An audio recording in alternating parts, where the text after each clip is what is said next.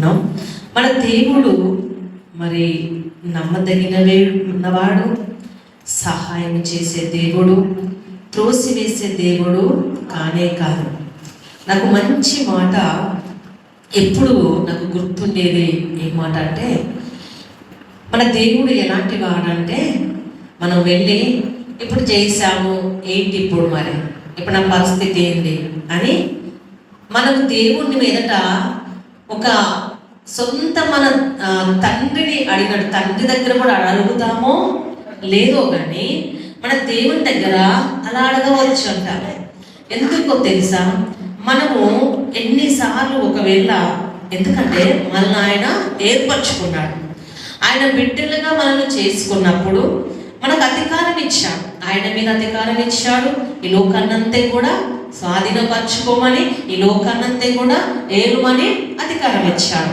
ఆ అధికారముతో మన తండ్రిని, అనగా పరలోకపు తండ్రి, ఈ లోకపు తండ్రులకు కొంతమంది భయపడి అడగకపోవచ్చు కదా.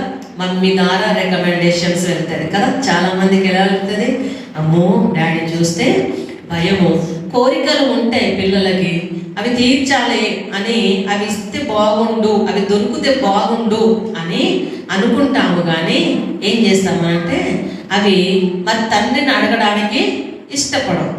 తండ్రిని అడగడానికి ఇష్టపడము, కానీ మనం ఏం చేస్తామనంటే మమ్మీ ద్వారా రికమెండేషన్స్ పోతాయి కదా.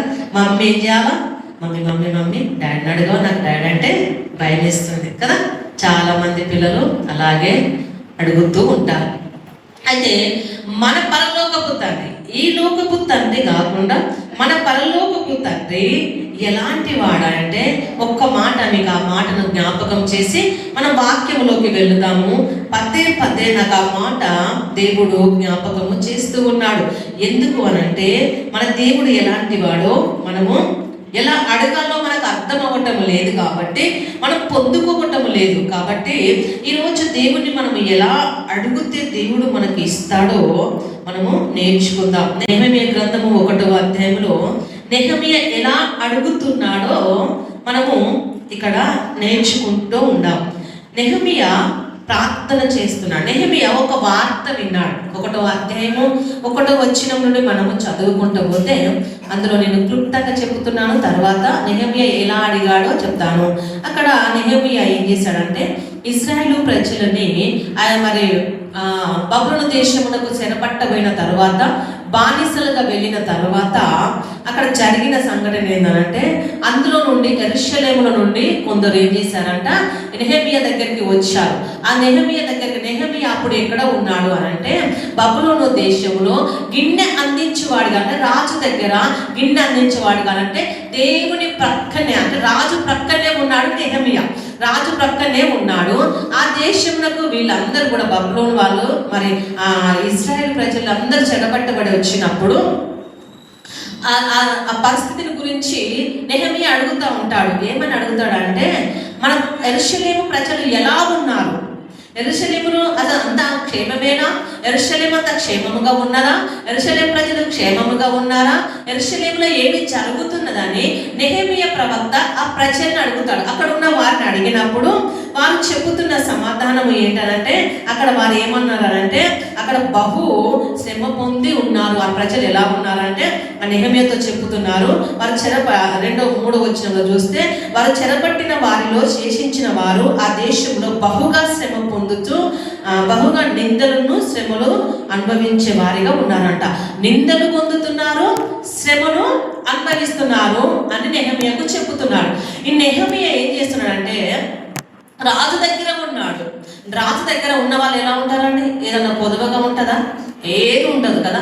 కానీ మళ్ళీ రాజు దగ్గర ఎలా ఉన్నాడు, ఒక పనివాడిగా లేడు, రాజు ప్రక్కన ప్రతిరోజు గిన్నె అందించేవాడిగా ఉన్నాడు. కాబట్టి ఆ నెహెమీయాకు ఆ వార్త వినగానే ఏమైందంట, తనలో అక్కడ రాయబడిన మాట, ఆ వార్త వినగానే 4వ వచనంలో చూస్తే, ఈ మాటలు వినినప్పుడు నేను ఏమని విన్నాడంట, ఆయన ఏమని విన్నాడు, అక్కడ యెరూషలేము క్షేమం అడుగుతున్నాడు నెహెమీయా. క్షేమం అడిగినప్పుడు వారు ఏం చెప్పారంటే, యెరూషలేములో ఏమున్నది, క్షేమము లేదు, యెరూషలేము మరి గుమ్మములు కాలిపోయినవి, ప్రాకారములు కూలిపోయినవి, మనుషులందరూ కూడా శ్రమ పొందుతున్నారు, ఒక్క శ్రమ కాదు బహుశ్రమలో పొందుచూ ఉన్నారు అని ఆ ప్రజలు నెహెమీయాకు చెప్పగానే అది విన్న నెహెమీయా ఏం చేశాడు? సంకలు కొట్టాడా? అక్కడ కింద రాయబడిన మాట ఏంటంటే ఆయన ఏడుస్తూ కూర్చొని అంగలాస్తూ దుఃఖిస్తూ ఏం చేస్తున్నాడంట? ఉపవాసముతో ప్రార్థన చేస్తున్నాడంట. హల్లెలూయా, హల్లెలూయా. మనలో ఇప్పుడు మనం ఒక సంఘము అనగా ఒక కుటుంబముగా మనల్ని ఏర్పరిచాడు దేవుడు. ఒక సమాజం ఇక్కడ కూర్చుండబెట్టాడు. మనలో బాధలు వచ్చినప్పుడు, మనలో శ్రమలు వచ్చినప్పుడు, మనలో దుఃఖం ఉన్న వారిని మనము చూసినప్పుడు మనం ఏం చేయాలి? ఆ వార్త మన చెవులో పడగానే మనం ఏం చేయాలా? బాగైనదిలే, అలా రోజు అలా చేసినది కదా అలానే అంటారా? అలా అనడం వల్ల దేవుని బిడ్డలము అనిపించుకో. బాగా అయినది, మంచిగా అయినది, బాగానే అయినది, నాకు సంతోషము అనేవారు దేవుని బిడ్డలు కానే కాదు. మీరు ఎన్ని రోజులు దేవుని సన్నిధికి వచ్చినా, ఏది నేర్చుకున్నా, ఎంత ప్రార్థన చేసినా, ఎంత దుఃఖపడినా కూడా మీరు దేవుని బిడ్డలు కానే కాదు. ఆ సమస్యని ఎలా తీసుకోవాలంట? నా సమస్యగా తీసుకోవాలి. ఆ దుఃఖాన్ని నా దుఃఖముగా తీసుకోవాలి. తన బాధలన్నీ కూడా నాకు బాధ కలిగినది అని తీసుకునే వారిగా మనము ఉండాలి. అలాగా మన ఒక కుటుంబము అనగా ఇక్కడ సంఘం అంటే ఒక కుటుంబముగా ఏర్పరిచినాడు. ఇక్కడ మనకు వేరే వేరే కుటుంబాల సభ్యులుగా మనం ఉండవచ్చు, కానీ యేసు రక్తంలో కడగబడిన మనం అందరం ఎవరమండి? దేవుని బిడ్డలము. ఆయనకు అందరము కూడా ఆయన మన తండ్రి, మనమందరం కూడా ఆయన పిల్లలము. ఆయన పిల్లలము కాబట్టి, ఆయన వారసులము కాబట్టి, మన కుటుంబంలో మన అక్క చెల్లెలకి, మన అన్నదమ్ములకి ఎంత మరి బాధ కలిగితే మనం ఎంత బాధపడతామో అది పెళ్ళైనాక బాధపడలేండి అని. పెళ్లి కాకముందు ఒక్క కుటుంబంలో ఉన్నప్పుడు ఎలా బాధపడతారు కదా? పెళ్ళైనాక కొంతమంది బాధపడతారు, కొంతమంది పర్వాలేదులే, ఏంటి వాడు నాకు ఏం చేశాడా అని కదా. ఇంటికి వెళ్తే మనకు గ్లాసు నీళ్ళు ఇచ్చాడా, అవునా అంటారు. బాగానే అయిందిలే, వాడికి ఏమైతే నాకేంటి, నన్ను ఏమన్నా చూశాడా, ఆమెకి ఏమైతే నాకేంటి, ఇప్పటి వరకు నాకేమన్నా పెద్ద ఇంటికి పెద్ద ఆవిడ ఏమన్నా ఇచ్చినదా కదా. ఇవన్నీ అంటూ ఉంటారు. పెళ్ళైన తర్వాత. పెళ్ళి కానప్పుడు ఎలా ఉంటారో తెలుసా? ఒక్కటే మంచంలో అందరు మంచిగా కలిసి పడుకొని, ఒకటే పల్లెంలో ఒకరికి ఒకరు తినిపించుకుంటూ, ఒకరికి బాధ అయితే నాకే కలిగినది కదా, నాకే బాధ కలిగిన, తమ్మునికో నా అన్నకో నా చెల్లికో నా అక్కకో కాదు బాధ కలిగినది, అది నాకే కలిగిందని ఫీల్ అవుతూ ఉంటారు కదా. అలాగనే ఇక్కడ నెహెమీయా ఎలా ఫీల్ అవుతున్నాడంట? అది వినగానే ఎలా ఉన్నాడంట? అది వినగానే 4వ వచనంలో, ఈ మాటలు విన్నప్పుడు నేను కూర్చుండి ఏడ్చి కొన్ని దినములు దుఃఖముతో ఉపవాసం ఉండి ఆకాశమందలి దేవుని ఎదుట విజ్ఞాపన చేస్తూ ఉన్నాడట. విజ్ఞాపన అంటే ఒక్క నిమిషం చేసి విడిచిపెట్టేది కాదు, లేకుంటే ఒక హాఫ్ అన్ అవర్ చేసి విడిచిపెట్టేది కాదు. విజ్ఞాపన అంటే అది పొందుకునే వరకు చేసేది అన్నట్టు. అది పొందుకునే వరకు చేసేది విజ్ఞాపన. మొరపెట్టడం అంటే నువ్వు దేవుని నీ శ్రమను బట్టి దేవుని దగ్గర గట్టిగా మొరపెట్టి నీకు నీ బలము ఎంత ఉన్నదో కదా. ఒక గుడ్డి వారికి కళ్ళు చూపులు రావాలనంటే వాడు దావీదు కుమారుడా నజరేయుడైన యేసు అని కేకలు వేస్తున్నారంట. ఆ కేకలు ఎవరికి వినబడాలి? దేవుడికి వినబడే రీతిగా మొత్తుకుంటున్నారు, అరుస్తూ ఉంటున్నారు. అది మొర. ఆ మొర నువ్వు పెట్టాలా? విజ్ఞాపన అంటే పొందుకునే వరకు 1 రోజు 2 రోజులు చేసి విడిచిపెట్టి మళ్ళీ కొన్ని రోజులు గ్యాప్ ఇచ్చి మళ్ళీ స్టార్ట్ చేయడము కాదు. ఎప్పుడైతే నువ్వు అది పొందుకుంటావో అప్పటి వరకు నువ్వు విజ్ఞాపన చేస్తూనే ఉన్నా. పడుకున్నా, కూర్చున్నా, లేచినా, నడిచినా, నువ్వు ఎటు వెళ్ళినా, నీ నిద్రలో కూడా ఇట్లా వణికే వచ్చి కూడా, అబ్బా ప్రభా నాకు ఈ సమస్య ఉన్నది, నీ బిడ్డ నన్ను జ్ఞాపకం చేసుకో. నేను ఓసారి అదే చేస్తాను. నాకు నిద్ర వచ్చినప్పుడు వెంటనే నేను స్తుతిస్తూ ఆరాధిస్తూ ప్రభా నన్ను జ్ఞాపకం చేసుకొని నాకు గుర్తుకొచ్చిన వాళ్ళని నేను ప్రార్థన చేసుకుంటాను, మళ్ళీ నిద్రలోకి వెళ్ళిపోతాను. నాకు అది అలవాటు అయిపోయినది. అలా ఆయన ఏం చేశారంట? వారిని బట్టి, ఆయన బట్టి కాదు, ఆయన కుటుంబాన్ని బట్టి కాదు, ఆయనకు వచ్చిన శ్రమను బట్టి కాదు, కానీ ఎవరిని బట్టి? యెరూషలేములో బహుబాధలు పొందుచున్నవారు, అలాగే బహు హింసలు పొందుచున్నవారు, ఆ ప్రాకారంలో పడద్రోయబడ్డాయి, ఆ గుమ్మములు కాల్చబడ్డాయి. అదంతా చూసినప్పుడు చూసినప్పుడు యెరూషలేము ఒక పరిశుద్ధమైన పట్టణమే ఇలా తయారైపోయినది అని ఏం చేశారంటే ఏడుస్తూ ఉన్నాడంట, మొరపెడుతూ ఉన్నాడంట. కొన్ని దినముల వరకు దుఃఖిస్తూనే ఉన్నాడంట. అందుకే దావీదు ఎలా దుఃఖించాడు? తన పరుపు తేలు రీతిగా ఏడుస్తూ ప్రార్థన చేస్తాడంట. మన ప్రార్థన ఎలా ఉంటుంది అని అంటే, మన భర్త కొడితే ఏడుపు వచ్చి ప్రార్థన చేస్తాం కదా, లేదంటే మన తోటి వారు తిట్టాలని, వారు నవ్వాలను, ఏదో రకంగా అంటే మన సమస్యలను బట్టి మనకి ఏడుపు వచ్చి దేవుని దగ్గర ప్రార్థన చేస్తాము. కానీ ఇక్కడ నెహెమీయా చేసిన ప్రార్థన ఏంటంటే ఆ సమస్యలు, ఆ యెరూషలేములో ఉన్న సమస్యలను బట్టి ఏడుస్తూ ఉన్నాడట, దుఃఖిస్తూ రోధిస్తూ ప్రార్థన చేస్తూ దేవుని దగ్గర ఆకాశమందలి దేవుని ఎదుట విజ్ఞాపన చేస్తున్నాడు. ఆకాశంలో ఉన్న మన దేవాది దేవునికి మాత్రమే నువ్వు విజ్ఞాపన చేయాలి. ఆకాశము కింద ఉన్న వాటికి కాదు, ఆకాశం కింద ఉన్న వాటికి లోబడడం కాదు, ఆకాశం కింద ఉన్న వాటిని మరి నువ్వు లోపరుచుకోవాలి, కానీ వాటికి నువ్వు లోబడడం కాదు. కానీ ఆకాశం అందరి ఆ దేవునికి ఏమని ప్రార్థన చేస్తున్నాడో తెలుసా? ఆయన ఏమని ప్రార్థన చేస్తున్నాడు అని అంటే అక్కడ చక్కగా రాయబడి ఉన్నది. అంటే మన తండ్రిని ఎలా మనం అడగవచ్చు అనేది అక్కడ రాయబడి ఉన్నది. 7వ వచనం చదవండి ఒకసారి. చాలండి. ఇక్కడ ఏం చేస్తున్నాడు?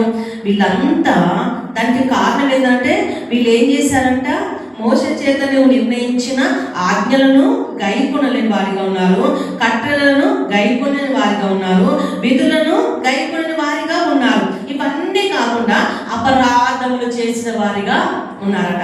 ఎందుకు వచ్చింది శిక్ష చెప్పండి? ఇప్పుడు నెహెమీయా అడిగినప్పుడు వాళ్ళు ఏం చెప్తున్నారు?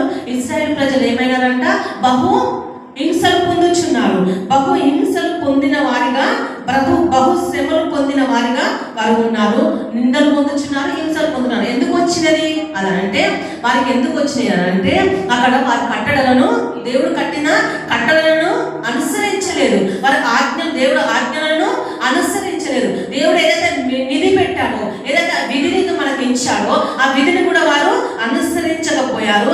దానికి తోడని ఏం చేశారు?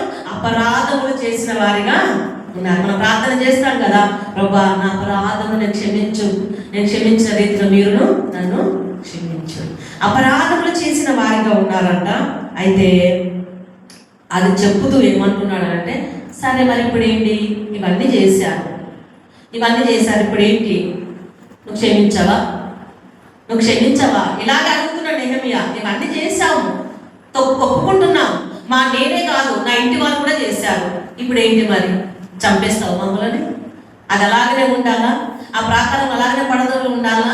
ఆ గుమ్మం అలాగనే కాలిపోయి ఉండాలా? ఆ ప్రజలు అలాగనే బహు హింసలు పొందాలా? బహు నిందలు పొందాలా? చెప్పు మరి నువ్వు. అది మనం దేవుణ్ణి అడిగేది. హల్లెలూయా. ఎవరు అడుగుతారో తెలుసా? దేవుని బిడ్డలు అడుగుతారు. అదే నేను దేవుని బిడ్డలని ఎప్పుడైతే ధైర్యంగా నిలబడతావో అప్పుడు నిజంగా అడగగలవు. అవును, ఇప్పుడు నేను చేశాను ప్రభా, ఏంటి మరి ఇప్పుడు నువ్వు ఇస్తావా ఇవ్వవా చెప్పు, చనిపోవాలా, చంపేస్తావా అని నెహెమీయా అడుగుతూ ఏమన్నాడు? మరి నువ్వే కదా చెప్పినది, ఏమని చెప్పావో తెలుసా? నీకు గుర్తుందా? దేవుడు చెప్పిన దేవుడికి గుర్తు చేస్తున్నాడు. అంటే మన దేవుడు ఎంత కృపమయుడంటే, ఎంత జాలి గలవాడంటే, నెహెమీయా అడిగిన దానికి అడిగినది దేవుడైతే ఏదైతే, ఒకవేళ నీకు ఏదైనా వాగ్దానం చేశాడు అనుకో, లేదంటే ఒక నిబంధన చేశాడు, లేకుంటే మనము ఏమంటారు దాన్ని, జనవరి 1 రోజు మనం ఏం చేస్తున్నాం, వాగ్దానాలు తీసుకుంటాం కదా. ఆ వాగ్దానాలు మన దేవుడు మన ఎత్తిపట్టి మనం ప్రార్థన చేస్తాం కొన్ని రోజులు. అబ్బాయి వాగ్దానం నాకు చాలా మంచిగా వచ్చినది, లేకుంటే చెడ్డగా వచ్చినది, ఇలాంటి వాగ్దానాలు మనము చేస్తూ ఉంటాం. అయితే ఆ వాగ్దానాలు ఫలించకపోతే, ఆ దేవుడు ఇచ్చిన వాగ్దానం నమ్ముతాం కదా, నమ్మినప్పుడు ఏం చేయాలంటే, నువ్వు నాకు ఏం చేసావు, నేను ఫస్ట్ జనవరి 1 రోజు నేను విశ్వాసంతో నమ్మకంతో నేను వాగ్దానం తీసుకున్నా. నీ వాక్యం నాకు నా ఈ ఇయర్కు నాకు సరిపోయేది, నాకు ఏమొస్తుందో నేను తీసుకున్నా, నాకు ఇచ్చేమన్నావు, నిన్ను నిత్యము ఆశీర్వదిస్తానే వచ్చింది అనుకో కదా. నిత్యము ఇది మొదలుకొని నిత్యం నిన్ను ఆశీర్వదిస్తాను వచ్చింది అనుకో. అప్పుడు ఏం చేస్తాం? దేవుని మనం ఎలా అడుగుతాం? నువ్వు ఇచ్చినావు కదా ప్రభా, నేను వాగ్దానం చేస్తే నువ్వు వాగ్దానం ఎలా చేశావు? నేను ఈ ఇయర్ అంతా నేను ఎలా ఉండాలి, ఈ ఇయర్ నాకు కావలసిన వాగ్దానం ఇయ్యాలంటే ఇది మొదలుకొని నేను నిత్యని ఆశీర్వదిస్తానని నాకు చెప్పావు కదా. మరి ఏది నీ ఆశీర్వాదం? మాట తప్పుతున్నావా? నెహెమ్యా అలా అడుగుతున్నాడు. అంటే నువ్వు ఇచ్చినావు కదా, నువ్వు వాగ్దానం ఇచ్చిన వాడు, నమ్మదగిన వాడు, నువ్వు మాట తప్పుతున్నావా?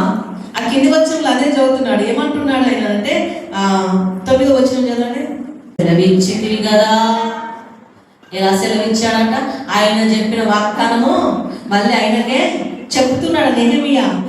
అయితే ఏమంటున్నారు? మీరు అపరాధములు చేసిన ఎడల జనులలోకి మిమ్మల్ని చెదరగొట్టినందుకు చెదరగొడుతురు.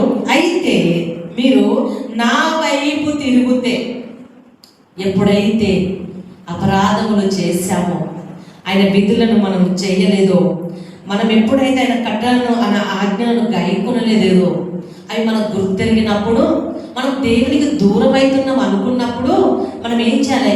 అది అనుకోని ఎప్పుడైతే దేవుని దగ్గర మనం తిరుగుతామో, అవును ప్రభా, మనకు అనిపిస్తుంది, మనలో పరిశుద్ధాత్మ పనిచేసినప్పుడు ఏమనిపిస్తుంది అంటే ఇది తప్పు, ఇది నేను దేవునికి ఇది నేను ఇది చేస్తున్నాను కాబట్టి దేవునికి ఇష్టము లేదు.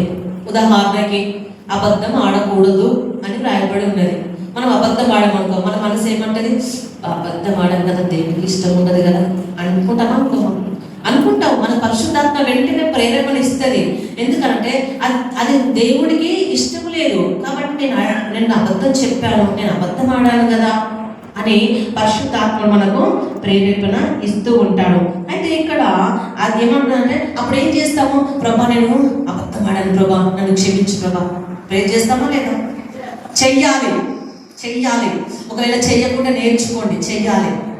ఎందుకంటే ప్రేయర్ చేయాలి. ప్రభా, ఈరోజు నేను అబద్ధం ఆడాను తండ్రి, ఈరోజు నేను చూడలేని చూశానయ్యా, ఈరోజు నేను వెళ్ళలేని స్థలంలో నిలబడ్డానయ్యా, ఈరోజు నీ ఆజ్ఞను అతిక్రమించానయ్యా, నీ మాటలు వినలేకుండా నీ మాటలు ఒకటి చెప్పావు, నేను ఒకటి చేశానయ్యా, నన్ను ఈరోజు క్షమించు ప్రభా, ఈరోజు నన్ను క్షమించు ప్రభా అని ఏం చేయాలా? మనం ప్రార్థన చేసినప్పుడు అవన్నీ ఏం చేశారంట?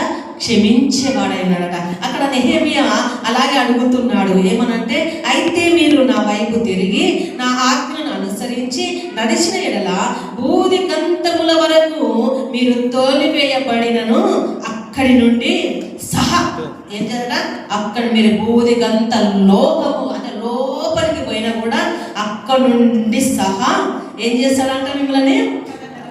మిమ్మల్ని నా నామము ఉండుటకు నేను ఏర్పరచుకున్న స్థలములకు మిమ్మలను రప్పిస్తా. ఎప్పుడు రప్పిస్తాడు? ఆయన వైపు మనము తిరిగినప్పుడు. నెహెమ్యా ఇవన్నీ దేవునికి గుర్తు చేస్తున్నాడు. వాళ్ళని బట్టి నువ్వు ఇలా అన్నావు కదా, వాళ్ళకి ఒక వాగ్దానం ఇచ్చావు కదా, సరే మీరు మనుషులు కాబట్టి తప్పిపోతారు, మనుష్య స్వభావము కాబట్టి ఎన్నోసార్లు తప్పిపోతున్నారు. దేవుడు అన్నాడు కదా, ఎవడు లేడు, ఒకడును కూడా లేడు, ఏ భేదము లేదు, అందరూ పాపము చేసి దేవుడు అనుగ్రహించే మహిమను పొందలేకపోతున్నారు. అందరూ పాపములోనే ఉన్నారు, ఏ ఒక్కరు కూడా నిజమైన నీతిమంతులు లేరు. అయితే వాటిని ఏం చేయాలా? వాటిని ఏం చేయాలా? నా దగ్గరికి రావాలి.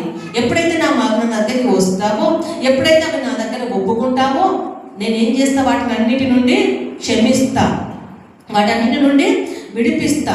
అందుకనే అక్కడ నీవు ఎక్కడికి వెళ్ళినా ఏం చేస్తావు? నేను అక్కడి నుండి మిమ్మల్ని తీసుకొచ్చి నా నామము నిమిత్తం, నా నామము గొప్ప చేసుకోవడానికి, నా నామము గణపరచడానికి, నా నామం నిమిత్తం, ఎవరి కొరకు కాదు కదా. మనం సహాయం చేయాలనే ఈ నామం వదిలిపెట్టి ఏ నామం కొడతాం? మళ్ళీ మనుషుల నామం జై కదా, ఏ నామం కొడతాం? దేవుడు అంటున్నాడు అక్కడ, ఏమంటున్నాడు? నా నామము ఉండుటకు మీ మధ్యలో ఎవరి నామం ఉండాలి? నా నామము. ఒకవేళ మీరు తప్పిపోయినారేమో, మళ్ళీ దేవుని దగ్గరికి వచ్చారేమో, క్షమించాడేమో, ప్రార్థన చేసినప్పుడు అవన్నిటిని క్షమించి దేవుడు మిమ్మల్ని నిలబెట్టాడు. అయితే ఆ నిలబెట్టినప్పుడు మీరు ఏం చేయాలి? నా నామము నిమిత్తము ఏం చేయాలి? నా నామము ఉండునట్లు నేను మిమ్మల్ని ఏర్పరచుకున్న స్థలమునకు మిమ్మలను రప్పించెదను అని నీవు సెలవిచ్చితివి కదా. అది చేశారు తప్పు. ఇప్పుడు నీ దగ్గరికి వచ్చారు, నువ్వే కదా. మనుషులందరూ తప్పిపోతారో, ఒకవేళ తప్పిపోయిన మనుషులు ఇవన్నీ మేలులని మర్చిపోయిన వారు మళ్ళీ నా దగ్గరికి వచ్చి ఏం చేయాలి? నా ఆజ్ఞలు, నా కట్టడలను అనుసరించి నడిచినప్పుడు ఏం చేస్తావు? ఒకవేళ నేను బూదికంత లోతులకి అని లేవలేని పరిస్థితిలో, బూదికంత లోతుల కంటే మనం లేవలేని, ఎవ్వరు లేవలేని పరిస్థితులు కదా. ఇంకా చనిపోయే స్కెల్టన్ ఏమంటారు? స్కెల్టన్ ఎలా ఉంటారు? చనిపోతారు, ఇక అయిపోతారు. ఆ పరిస్థితిలో కూడా లేవనెత్తుతాడంట. మొత్తం అప్పుల బాధలో మొత్తం కులికిపోయి ఏటు అన్ని దారులు మూసుకుపోయినప్పటికైనా కూడా బూదిగంధముల కంటే అందులో నుండి కూడా లేపుతాడంట. నీకు ఏ బలహీనత ఉన్నా, ఎవరి వల్ల కాదన్నా కూడా ఆ బలహీనతల నుండి నిన్ను లేపుతాడట.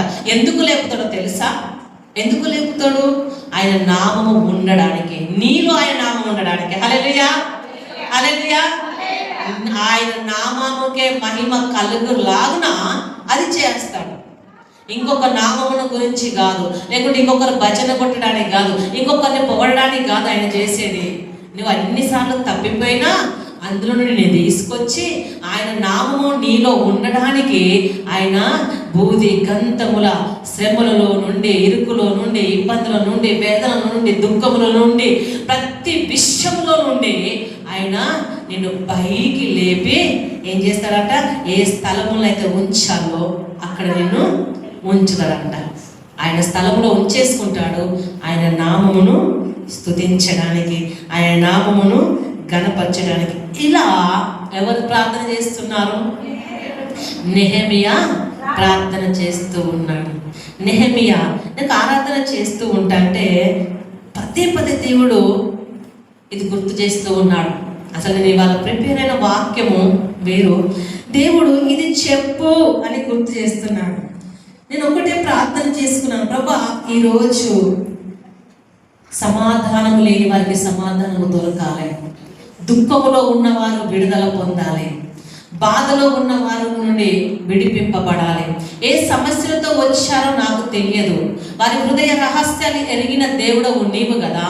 అయితే వారి హృదయములో ఏ మాటలైతే ఉండాలో, వారితో నువ్వు ఏదైతే మాట్లాడతావో అదే మాట్లాడు ప్రభా అని నేను ఆరాధన చేస్తూ ఉన్నంతసేపు నేను అడుగుతా ఉన్నాను దేవుని. అడిగినప్పుడు దేవుడు నాకు ఈ మాటలు జ్ఞాపకం చేశాడు, ఈ మాటలు జ్ఞాపకం చేశాడు. ఈరోజు నువ్వు దుఃఖంలో ఉండి ఇక్కడికి వచ్చావేమో, వేదన నుండి ఒకరికి వచ్చావేమో, నీ సమస్యల నుండి ఇక్కడికి వచ్చావేమో, లేవలేని బంధకంలో చిక్కబడి ఉన్నావేమో, ఎవరు సహాయం చేయటం లేదో.